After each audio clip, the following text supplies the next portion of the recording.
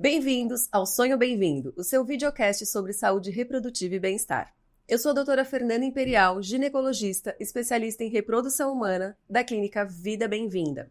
No episódio de hoje, nós vamos falar sobre um tema extremamente importante e que pode fazer toda a diferença na vida de muitas mulheres, que é sobre o congelamento de óvulos. Com o avanço da ciência e da medicina reprodutiva, muitas mulheres estão optando por preservar a sua fertilidade, seja por motivos pessoais, motivos profissionais ou até de saúde. E hoje nós vamos entender um pouco mais sobre esse processo e como ele pode beneficiar mulheres em diferentes fases da vida. Para falar mais sobre o tema, nós temos aqui a doutora Michele Nagai, com o título de especialista em reprodução assistida pelo Hospital Pérola Baiton. Atualmente, ela faz parte do Corpo Clínico da Vida Bem-vinda. Seja muito bem-vinda, amiga. Obrigada. Bom, eu gostaria de iniciar ressaltando que muitas mulheres que optam pela preservação de fertilidade, elas têm aumentado esse número substancialmente, nos últimos anos, especialmente devido aos avanços das técnicas de vitrificação dos óvulos e também uma conscientização maior, sobre o processo e sobre o envelhecimento ovariano. E é sobre isso que nós vamos nos aprofundar no nosso bate-papo de hoje. Vamos lá, Mi? Vamos. Então vamos lá. Eu vou começar primeiro com uma pergunta mais técnica, que é como que acontece esse congelamento de óvulos? O processo todo? O processo. Então a paciente geralmente vem pra gente com primeira consulta e a primeira coisa é explicar um pouquinho sobre o que a idade causa nos óvulos, Assim, por que a paciente tem que congelar. Então, eu gosto de, nesse primeiro contato, explicar um pouquinho sobre essa queda de fertilidade, o aumento das alterações dos óvulos. E eu costumo conversar com ela, avaliar esse quadro clínico da paciente, avaliar a reserva ovariana e fazer um planejamento de tratamento. Assim, a gente entende quantos ciclos serão necessários, a paciente entende quantos óvulos nós necessitaremos. E com essa programação, eu acho que diminui muito esse fator de ansiedade, que eu sei que é um fator, Fer deve concordar comigo, É um dos fatores mais complicados, assim, não só para os pacientes de congelamento de óvulos, mas sempre as pacientes de reprodução assistida como um todo. Depois de tudo isso, nós vamos, então, iniciar esse processo. Geralmente, nós tentamos iniciar com a paciente menstruada ou próximo à menstruação, em um período que os folículos, que são as estruturas onde os óvulos ficam, estejam todos mais ou menos do mesmo tamanho. Iniciamos, então, as medicações. Todo esse tratamento medicamentoso dura em torno de 14 dias, com medicações injetáveis, medicações via oral. E a partir mais ou menos ali do 6º, 7º dia, nós começamos a fazer ultrassom nessa paciente em dias alternados. Por que a gente precisa disso? Nós acompanhamos o crescimento desses folículos. Quando nós entendemos que os folículos estão num tamanho adequado, nós então planejamos a coleta dos óvulos, que é feita em centro cirúrgico, com uma sedação, então com a paciente dormindo, e coletamos os óvulos então. Sim, e esse processo, elas ficam um pouco com medo, Mi? Mas é um processo rápido. Claro, e você falou uma coisa muito importante, que quanto mais informação a gente tem, menor a ansiedade em relação a esse processo. Porque já é difícil, chegar nesse momento de resolver congelar os óvulos. Então, se você tiver a informação adequada, acho que vai muito mais tranquilo, o processo. Eu também entendo isso. Já ouvi muitas pessoas, até colegas falando, congelamento de óvulos é muito mais tranquilo do que um casal infértil. Eu não acho que seja.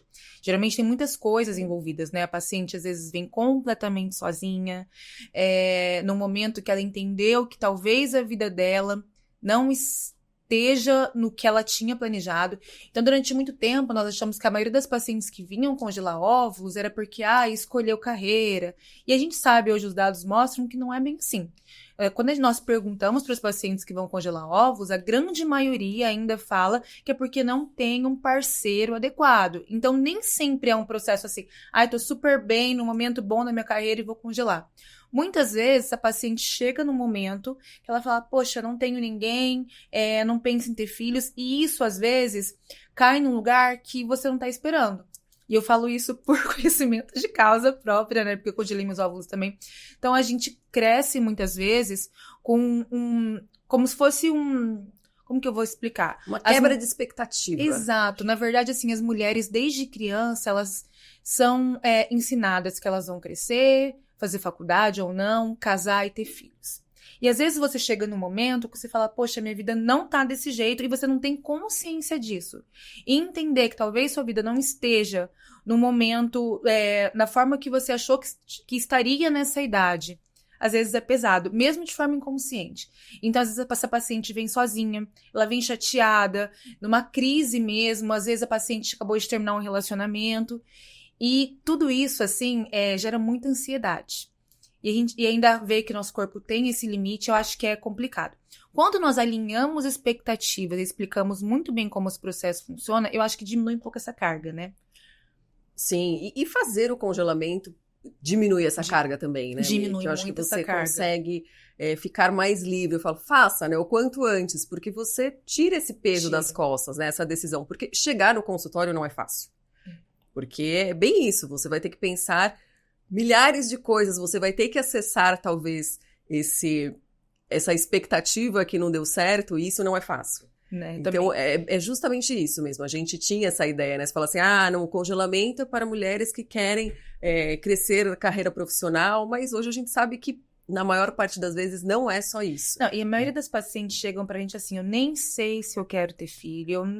Então, você tá ali, e é diferente da FIV. A FIV, você tá fazendo, e vai vir um não, neném, mas você tem uma espera ali. A paciente de congelamentos é bem pra frente.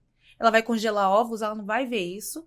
E o benefício é lá na frente. Então, a paciente de congelamento de ovos é muito diferente da paciente de FIV, na minha visão. Não sei se você concorda. É totalmente diferente, né? A paciente tem outras preocupações. É aquela paciente que acorda da seleção falando, quando que eu posso voltar a treinar? É completamente diferente. E nem sempre é fácil. E eu acho que a gente tem que... são perfis diferentes e você tem que tentar dar esse acolhimento para a paciente. Às vezes a paciente não tem nem com quem, o paciente trabalha aqui, família do interior não tem nem com quem ir, não tem um parceiro, uma parceira que vá com ela no dia da aspiração. Então, eu entendo esse aspecto psicológico, que eu acho que é muito pouco falado, dessa sensação de solidão da paciente de congelamento de óvulos ali. E eu acho que alinhar e deixar tudo explicadinho ajuda muito.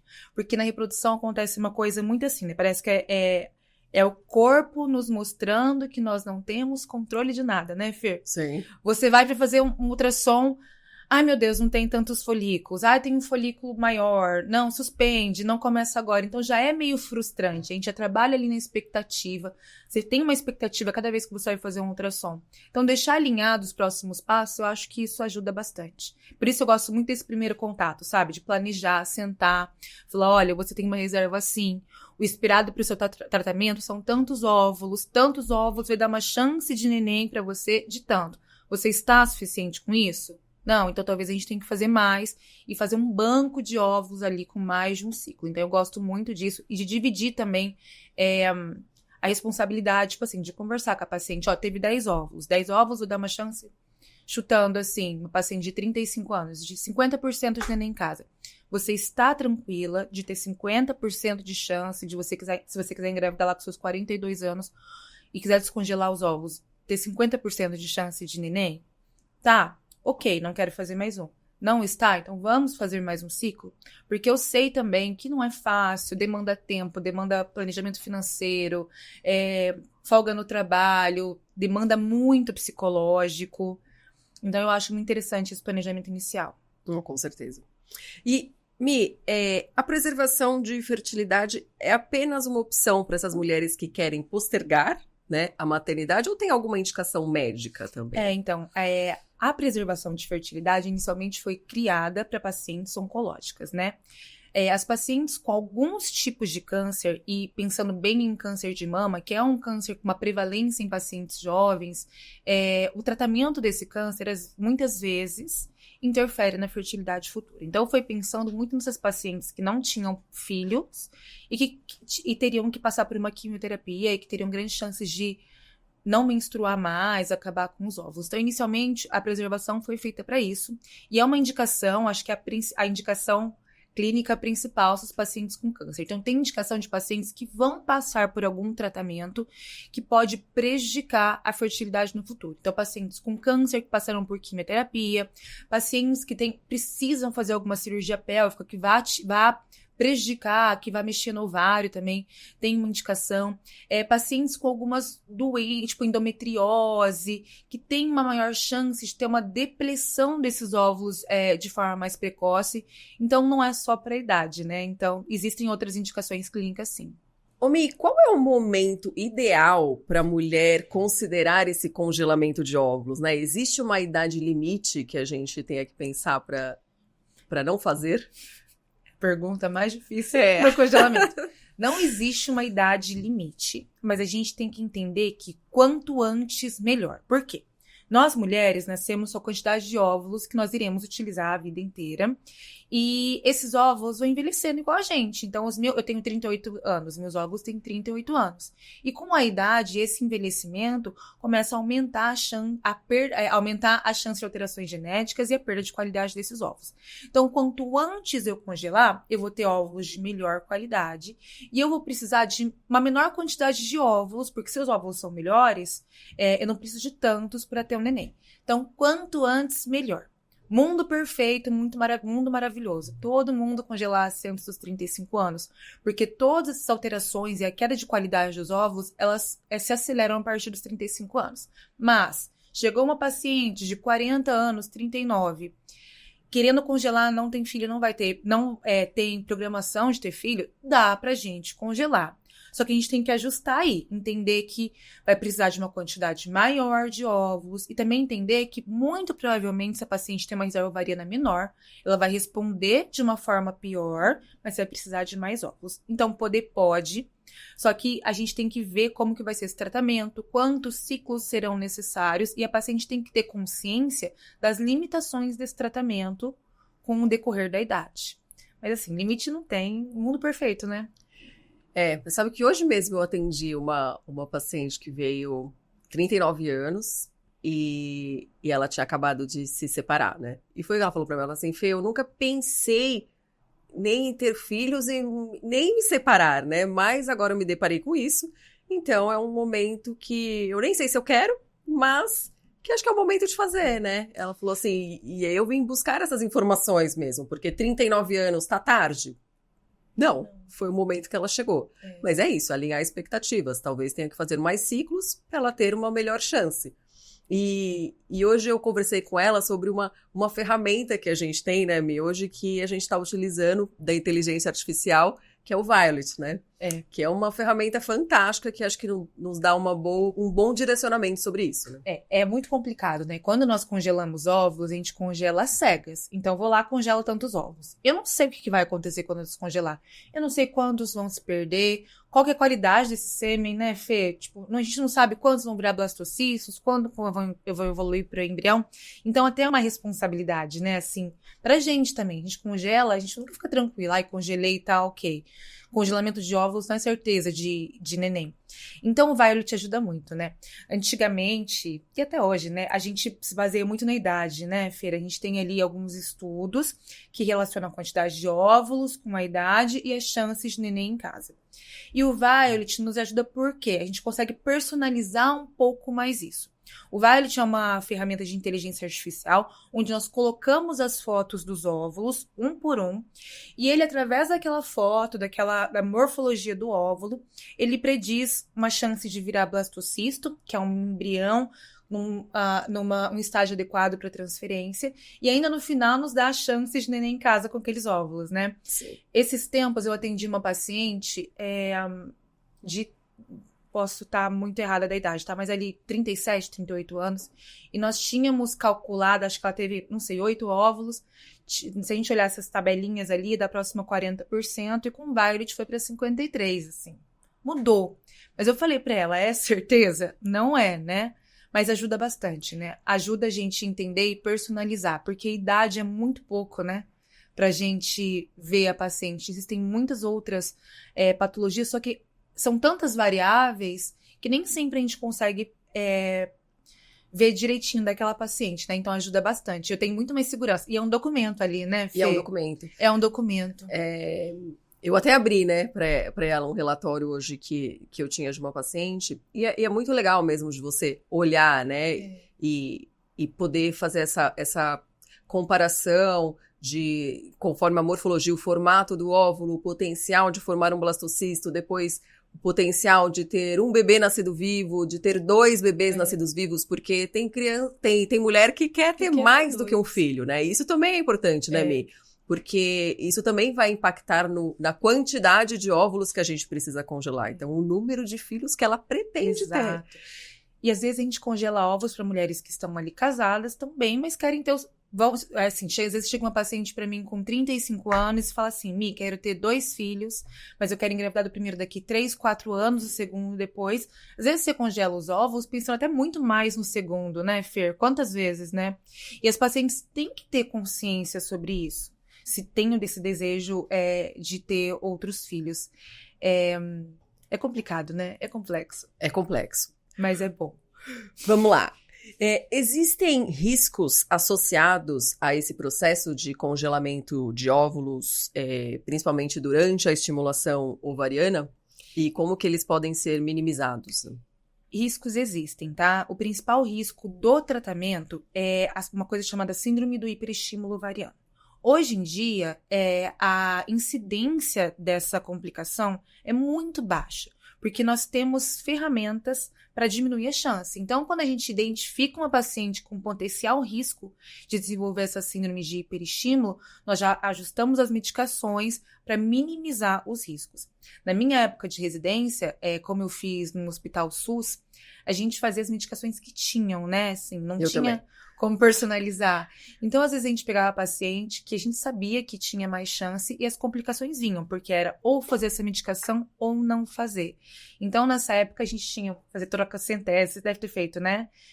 Paracentese, tinha muita complicação. Hoje em dia, com essas medicações novas e o acesso melhor, que naquela época era muito, né, era muito caro, ainda mas melhorou muito, as chances de hiperestímulo minimizaram muito. Uma dúvida que eu respondi hoje para uma paciente de congelamento de óvulos foi sobre aumenta a chance de câncer, porque as pessoas relacionam muito hormônio com câncer. E a resposta é não. Tanto que a principal indicação, a indicação clínica, é para congelar com pacientes com câncer. Então, às vezes, vem uma paciente com câncer de mama, as pacientes que vão fazer NEL, que nem tiraram o tumor, e a gente já sabe que existe uma segurança de fazer o estímulo ovariano e fazer todos os processos, mesmo que a paciente com o tumor ainda. Por quê? O processo tem um tempo limitado, ele dura só ali 14 dias, então 14 dias de níveis hormonais maiores, a gente já sabe que não aumentaria a chance de câncer, e pacientes com potencial risco a gente consegue usar medicações também para minimizar. Então, risco de câncer, a gente já sabe que não aumenta de forma significante. Tem o risco de síndrome de hiperestímulo. Existem os riscos do procedimento, igual qualquer procedimento que a gente faça. Querendo ou não, a paciente vai ter uma anestesia, ela vai ter um furinho ali, né? Que a gente coleta esses óvulos por uma punção, com uma agulha, não é um corte. Mas tem ali, então, os riscos também tem de qualquer procedimento. Mas hoje em dia a gente consegue minimizar muito esses riscos. O risco de sangramento, né? Procedimento, câncer, infecção. E, eventualmente, de trombose, né? Que elas perguntam também, mas para pacientes com alto risco. Né? E pacientes que a gente identifica um risco maior de trombose, geralmente pela história clínica da paciente, histórico familiar, nós às vezes avaliamos, fazemos alguns testes para ver se ela tem realmente essa maior chance e nós conseguimos proteger essas pacientes que realmente têm maior chance de trombose com algumas medicações anticoagulantes, etc. E uma dúvida que elas têm também, muito frequente, que eu até conversei com a paciente de hoje, é se essa retirada desses óvulos vai antecipar a idade da menopausa, né? Essa dúvida é muito frequente, né, Fê? E nós vemos essa dúvida, às vezes, em colegas médicos de outras especialidades, né? Não antecipa. Todo mês, a gente mata muitos óvulos que a gente não vai utilizar. Então, para vocês terem uma ideia, uma mulher com mais de 35 anos, ela tem uma perda de uns 1.000 óvulos por mês. Então, pensa que você mataria 1.000 óvulos. Quando a gente faz um estímulo ovariano, seja para congelamento de óvulos ou para fertilização in vitro, nós fazemos o quê? Nós damos uma quantidade maior de hormônio para tentar pegar aqueles óvulos que ela usaria naquele mês e tentar fazer com que eles fiquem maduros. Os óvulos que nós utilizamos, eles seriam descartados de qualquer forma. Então, fazer 1, 2, 10, 20 ciclos não aumenta a chance da paciente ter uma menopausa precoce, muito menos dela engravidar no futuro de forma natural. Que é também uma pergunta muito frequente, né? A paciente fala, ai meu Deus, agora que eu fiz, eu só posso fazer fertilização in vitro? Não, se a paciente não tiver nenhum outro fator, ela pode tentar engravidar naturalmente sem problemas. Então, aproveitando já o engravidar pós, para essas mulheres que optaram, né, por fazer o congelamento de óvulos, quais são os próximos passos, né, quando elas decidem engravidar? Então, engravidou, vem pra gente no consultório. Quer engravidar, aliás, né? Seja com parceiro ou com sêmen doado, enfim, a paciente vem. Nós descongelamos esses óvulos, fertilizamos com o sêmen do parceiro. Então, geralmente, a gente pede um exame de sêmen para ver como que para ver se precisa fazer alguma coisa, interferir também nesse parceiro ou nesse sêmen. Nós avaliamos o sêmen, descongelamos os óvulos e fertilizamos esses óvulos em laboratório. Fertilizamos e nós acompanhamos o desenvolvimento desses embriões. Geralmente, a grande maioria das pessoas atualmente, elas transferem os embriões num estágio chamado blastocisto. E um embrião, ele demora de 5 a 7 dias para chegar nesse estágio. Então, a gente descongela, fertiliza e vai acompanhando. A gente olha D3, D5, até esse embrião chegar em blastocisto. Nem todos vão chegar em blastocisto e nem todo blastocisto vai ser bom. E até o blastocisto que é bom pode evoluir para um aborto. Então tem essas coisas também. Mas basicamente a paciente volta, a gente descongela o óvulo, colhe o sêmen, fertiliza, vê quantos blastocistos foram feitos. E aí nós vamos preparar esse útero para colocar o embriãozinho ali. E a gente pode preparar de forma natural, acompanhando uma ovulação da paciente ou de forma medicada. E aí é muito individual, né? A gente tem que avaliar e ver qual que é a indicação nesses casos. Isso é importante, né? Porque quando a gente faz o congelamento de óvulos, a gente tem que ter em mente que se a gente for utilizar ou quando a gente for utilizar, é sempre pela fertilização in vitro, né? Não existe a possibilidade de fazer um outro método com esses óvulos congelados. Com esses óvulos não tem. Sempre aí tem que... as pacientes perguntam também, né? Dá para colocar os óvulos de novo e tentar? Não. A fertilização é feita no laboratório e nós colocamos já o embriãozinho pronto dentro do útero da paciente. E esse embrião também, dependendo da idade do congelamento, né, que a gente tem, esse embrião, ele também pode ser submetido à biópsia embrionária e análise genética, né, Miki? Isso também é super importante quando a gente pensa em congelar óvulos nessas pacientes mais tardiamente, né? Principalmente depois dos 38, 35 a gente já considera, então isso também é algo que a gente consegue fazer. É uma pergunta também muito frequente, né, Fê? As pacientes falam, doutora, posso fazer uma análise genética do óvulo? Infelizmente, do óvulo nós não conseguimos. Quando a gente coleta óvulo, eu só consigo ver se esse óvulo é maduro e se ele é visualmente normal. Mas o óvulo é uma célula única, então eu não consigo tirar um pedacinho para mandar para biópsia. Quando a gente faz embrião, nós queremos analisar esse embrião geneticamente, a gente tira algumas células da parte externa do embrião. Então a gente consegue analisar só o embrião, o óvulo não. E aí realmente tem as indicações, idade avançada, algumas alterações da paciente, familiar, do marido, enfim. E nós podemos fazer análise genética desse embrião. Existem alguns tipos de análise genética, né? Geralmente utilizamos um chamado PGTA, que a gente avalia alterações numéricas cromossômicas, como, por exemplo, nós conseguimos identificar se aquele embrião tem síndrome de Down e algumas outras síndromes.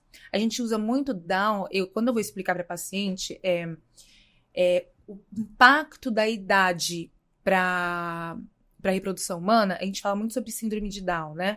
Por que síndrome de Down? Porque síndrome de Down é uma alteração genética relacionada com a idade materna que nós conseguimos ver que nascem. Mas existem muitas outras alterações genéticas que podem acontecer. A maioria evolui para um aborto ou evolui para não gravidez desse embriãozinho. Mas a gente consegue ver, então, algumas e transferir o embrião saudável.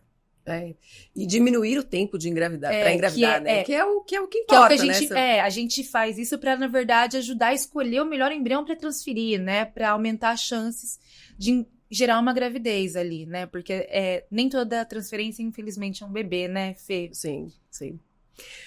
Mi, uma coisa que elas perguntam muito também, o quanto desse processo do congelamento de óvulos impacta no dia a dia da paciente, né? O que ela vai ter que evitar, como que é essa rotina?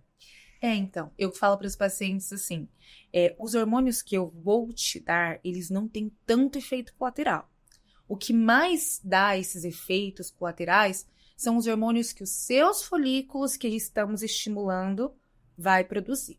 Então, quanto maior a reserva e mais óvulos esperados, maior a chance da paciente ter algum efeito colateral, tá? Nem todo mundo vai ter. E nesse comecinho do estímulo, que a gente está dando hormônios, os hormônios ela não subiram ainda muito, geralmente é tranquilo.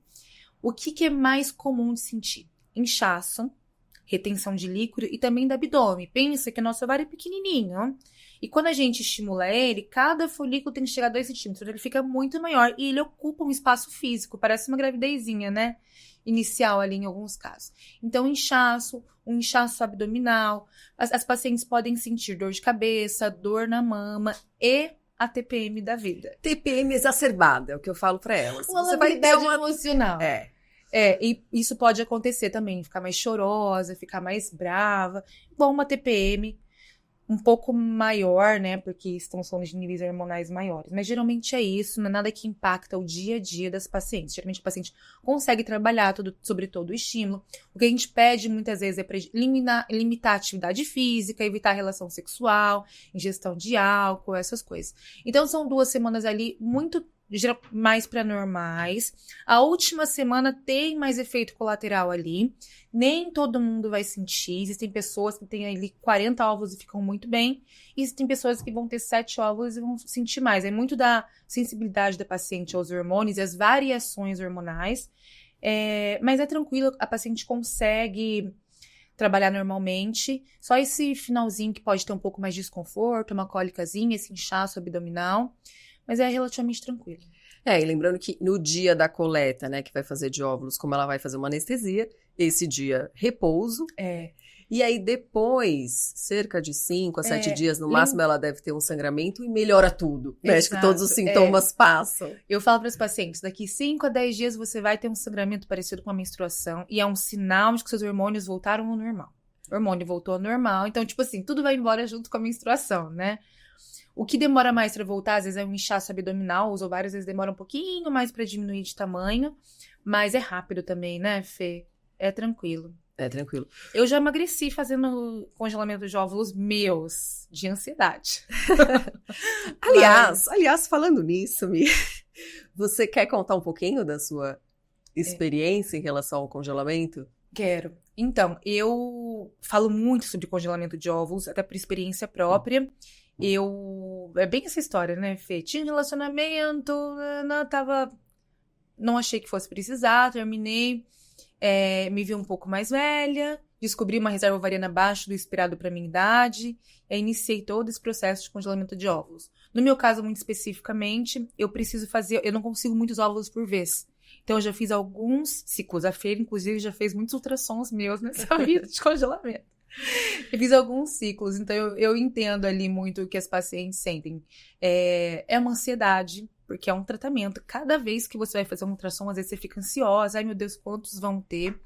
É uma TP, pra mim, né, na minha experiência própria, eu fico mais emocionada, brava ou chateada e tenho um pouquinho de dor de cabeça, assim. Isso é o que me pega mais fisicamente, é o que a maioria das pacientes reclamam. Só que é isso. Já fiz alguns, não é o pior dos mundos, pode ficar um pouco inchada, volta ao normal. Existem muitos relatos em que as pacientes falam, eu tenho uma amiga minha que engordou não sei quantos quilos. É importante lembrar que fazer 15 dias de estímulo ovariano, apesar da quantidade enorme de medicação, não é suficiente para fazer a paciente ganhar gordura. Ela vai acumular água que vai sair. Só que às vezes esse processo causa tanta ansiedade que a paciente pode comer mais. Então, esses casos de pacientes que engordam muito, geralmente são pacientes que fizeram vários estímulos, e aí fica muito ansiosa, tem que parar de fazer atividade física, enfim. Então, mas ganho de peso mesmo, de gordura, as medicações não causam, mas a ansiedade a gente tem que segurar. A ansiedade, não, com certeza. A ansiedade, a vontade de comer doce, tem que segurar. E eu costumo falar assim para as minhas pacientes que precisa coragem, né, Mi, para fazer esse tratamento. E o quanto antes você fizer, melhor. Eu acho que a gente falta muita conscientização, não só da população, mas também dos médicos, de quando procurar atendimento, dos fatores de risco para uma paciente ter uma reserva ovariana mais baixa. E o que significa? Existem alguns fatores de risco que nos indicam que essa paciente tem uma reserva abaixo do esperado para a idade. E essas pacientes são aquelas que a gente tem que congelar antes do que as outras. Então, paciente com endometriose, paciente que vai fazer alguma cirurgia pélvica, algumas doenças, paciente tabagista, o cigarro ele pode influenciar ali também. Existem vários fatores de risco que fazem essa paciente pelo menos avaliar a reserva ovariana antes, né, Fê? Existe muito essa falta de conscientização. Infelizmente ainda é muito frequente chegar paciente pra gente com 39, 40 anos de idade, que tem uma reserva ali muito baixa, né, Fê? Que você fica, putz, devia ter congelado antes, né? Poderia ter. Os pacientes mesmo falam, doutora, eu devia ter congelado antes, eu não sabia, faltou informação, enfim. Então, eu acho que falta muito essa informação, e até da classe médica também, de que é muito importante uma paciente que tem lá seus 30 anos, não pense em engravidar tão cedo, procurar um especialista para pelo menos avaliar a reserva ovariana e ver qual que é a pressa que essa paciente tem para congelar. Eu sou especialista em reprodução humana, mas eu também sou especialista em gineco endócrino. Então eu tenho muita paciente de gineco, com SOP, com outras coisas. E eu faço meus ultrassons, a Fê também, né? Todo mundo que faz reprodução humana gosta de fazer ultrassom pessoalmente, né, Fê? Então, eu faço ultrassons dos pacientes a partir dos 30 anos e vou acompanhando. Se eu acho que essa reserva tá mais baixa, eu falo, olha, eu acho que a gente vai ter que pensar um pouquinho antes em congelar esses óvulos. Então, eu acho que precisa ser difundida mais essa informação. E eu tava falando com uma paciente minha, que é uma colega médica, que ela é ginecologista também, e ela falou, às vezes eu falo pra paciente, tá na hora de procurar, e a paciente enrola, porque não é um processo fácil.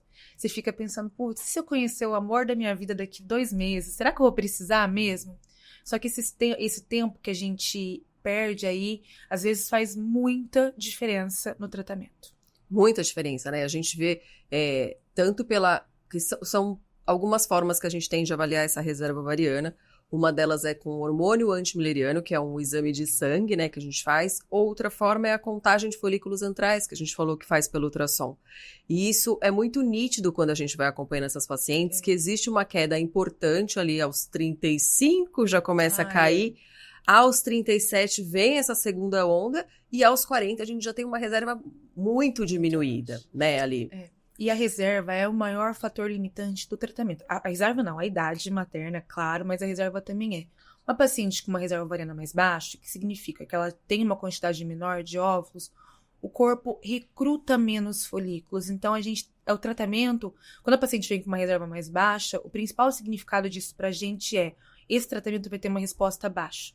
Então, às vezes vai ter 1, 2 óvulos por vez. Então, é muito importante a gente avaliar a reserva ovariana da paciente, até para entender o que nos espera, né, Fê? Para não ser aquele susto, né? Então, a paciente tem uma reserva ovariana mais baixa, já sei que ela vai responder com poucos óvulos, já sei que ela provavelmente vai precisar de mais de um estímulo. E eu já converso com ela para ela se organizar financeiramente, emocionalmente, e tempo, e muitos outros. Ótimo. Mi, acho que a mensagem final, né, que talvez eu queira deixar para as pacientes primeiro, a partir dos 30 anos, avalie a sua reserva ovariana. Segundo, consulte um especialista, porque talvez não seja necessário para você congelar os óvulos, mas talvez sim. E aí esse tempo acaba sendo muito importante pra gente, né? O quanto antes, melhor. Talvez menos ciclos você vai precisar fazer, menos óvulos você vai precisar ter pra gente, ali no futuro, se precisar ter uma boa chance de gravidez. E não deixe o seu futuro na mão de outra pessoa. Deixe tipo assim, sabe? Vou encontrar alguém, não vou encontrar alguém, tô namorando há 1000 anos, vou esperar ele querer engravidar. Não, veja você, sabe? Faça esse planejamento. Eu acho que isso é a principal, né? A principal mensagem. E aos colegas médicos, avaliem a reserva ovariana da paciente de vocês. Deem uma olhadinha, assim, a partir dos 30 anos. É muito importante. Até pra gente pensar na pressa. Na pressa de fazer esse congelamento. Nem toda paciente tem uma idade ideal de 35 anos. Existem pacientes que precisam congelar antes. Pacientes que têm histórico de menopausa precoce na família, entre outros. Então, dê uma avaliada, né, nessa reserva ovariana e para as mulheres procurem o médico de vocês e peça pelo menos para fazer isso.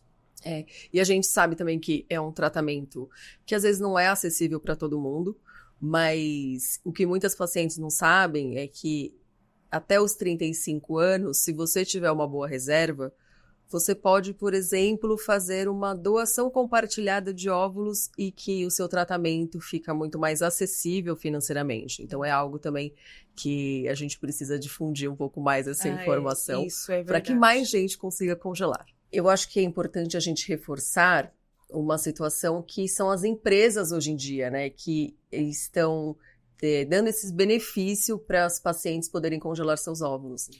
Isso eu acho muito interessante, eu acho que mostra muito do que nos espera futuramente do congelamento de óvulos. Realmente tem muitas empresas atualmente, empresas grandes, como a Google, por exemplo, saiu em vários meios de comunicação, que tem um auxílio de custo para os pacientes congelarem os óvulos. Então lembra que realmente tem estudos que mostram isso, que as pacientes, quando elas engravidam, às vezes elas tem essa quebra, né, um pouquinho na carreira, então realmente também tem bastante paciente que congela porque tá num momento de trabalho que não quer parar, vai ter que morar fora e voltar, enfim. Então, hoje em dia, existem muitas empresas grandes que têm esse auxílio, então é até interessante as mulheres que estejam nos assistindo, que trabalham em empresas grandes, ver se não tem esse benefício, onde eles têm um auxílio de custo, muitas vezes até total, para o congelamento de óvulos dos seus pacientes. Aí é só dar uma olhadinha realmente ali no RH da empresa, e isso é cada vez mais frequente. Cada vez temos notícias de mais empresas que colocaram esse benefício para os pacientes. E às vezes não é do tratamento, mas também tem esses benefícios da medicação, né? Eu já tive vários pacientes que têm desconto na medicação que a gente utiliza. Então é algo super legal que vale a pena pesquisar. E é o futuro, né, gente? Querendo ou não, 35 anos para uma mulher é muito nova. Uma mulher de 35 anos está ali, não está nem no auge, está caminhando para o auge do trabalho. Então, assim, é muito justo, né? Nossa fertilidade cair com 35 anos de idade. Então, eu acho muito interessante também. Eu acho que a gente tinha que ter posto isso mesmo aqui, falado isso, que é um caminho que vai ficar cada vez mais frequente. Bom, eu gostaria de agradecer, então, a doutora Michele por estar conosco e compartilhar essas informações tão importantes e tão relevantes e esclarecedoras sobre esse tema, que é tão importante, né, que é o congelamento de óvulos.